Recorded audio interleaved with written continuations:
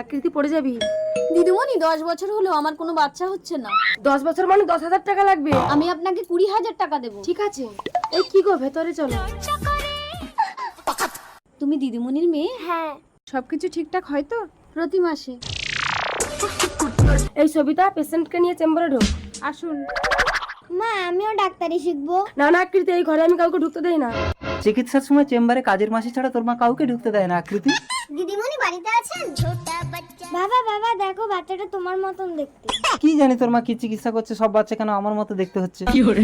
কত ডাক্তার কবিরাজি গিয়ে আমার বাচ্চা হয়নি। দিদিমণি আমাকে বাচ্চা দিয়েছে, তাই উপহার দিতে এলাম। দিদিমণি চেম্বারে রুগী দেখছেন, তুমি আমার হাতে দাও।